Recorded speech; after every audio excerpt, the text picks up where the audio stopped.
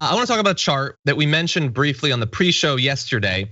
And that is for those who have not already received the vaccine over time, when they're polled, do they feel like they're likely to? Is it a thing that's gonna happen or are they not sure? So this is an interesting chart, but understand it's changing over time because the people who are answering it haven't gotten vaccinated. So those who've been vaccinated are sort of dropping out of the sample with each passing day. And you can see there that the percentage responding that they would not receive the vaccine if it was made available to them is going up fairly rapidly as a share of respondents, up to almost 40% of the remaining people out there. And that is even when you consider that like they're being asked, would you opt to get it if it's available to you? It's available to them. Like it's available to everybody basically. I know there are some states that are a little bit further behind, but for the most part in the US, it is available to you. And then like if you like discount the people who are saying I would not receive it, the people are like, I'll get it right away. Well, like TikTok, go get it. It's available to you. Yeah. What are you waiting for? Do you not know? Maybe the information hasn't been made available, but go get it. Yeah, I think you're exactly right. I mean, looking at this data, it's concerning to see how many people who are saying I would not receive it is going up.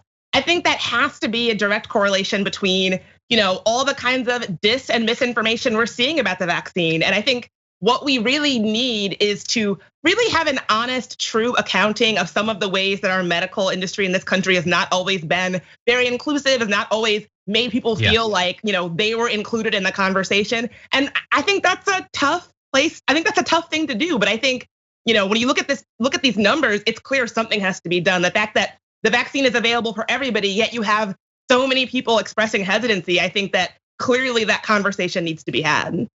Yeah, no, I'm so thankful for the added bits of context that you've added because yes, access is still an issue. Some people saying I'll get it right away would probably like to, but still can't. So that's 100% true. Hesitancy isn't one thing. It comes in multiple forms. There are people who have probably been incredibly skeptical, rightfully so, about the pharmaceutical and medical industry their entire lives. There are other people who just trust everything that Tucker Carlson tells them.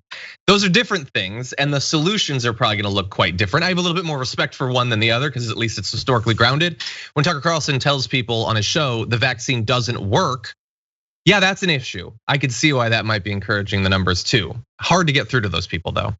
But anyway, the end result of this is that, as again, we talked about in the pre-show yesterday, the US will probably run out of adults who are enthusiastic about getting vaccinated within the next 2 to 4 weeks. So, like when Biden was like, hey, by the 4th of July, we'll all be able to go out and get a hot dog. Well, by then, there might not be anybody that's trying to get the vaccine at that point because we will just be a country of 70% vaccinated, also kids, and 30% people who are just not gonna get it no matter what. And they will continue to get COVID and some of them will continue to die. Yeah, it's so upsetting because it doesn't really, I don't think it has to be that way. And it just makes me sad because I feel that it's just another issue that that has been made so politically charged. We're talking about public health data and keeping people safe. It breaks my heart that there are people out there that have access to this vaccine but just won't get it because they heard Tucker Carlson say something about it, or they heard, somebody who did not have their best interests at heart say something about it, and that planted a seed in their mind to make them not get it. And so I also had this fantasy that Biden laid out that by the summertime, like we'd be back to normal, things would be fine. But looking at this data, it's pretty clear that might not be the case. Yeah, I have a fantasy, and I will say I'm gonna make it a reality. I am going to Gen Con this year, whether it happens or not. The building might not be open, there might not be anybody there, but I'm gonna be outside of the building in Indianapolis this September. So America, do what you need to do for me to get my board game convention, people. And thankfully, Biden is doing some of what he can do to encourage people to get it.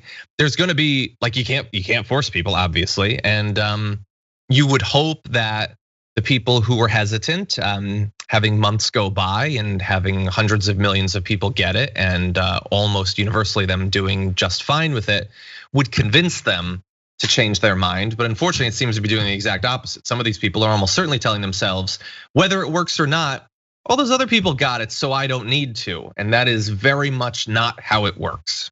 Not how it works at all. Yeah.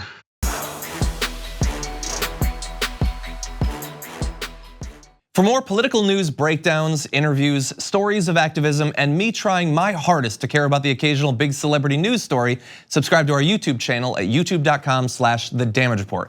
And you can ring the bell wherever it is so you don't miss anything.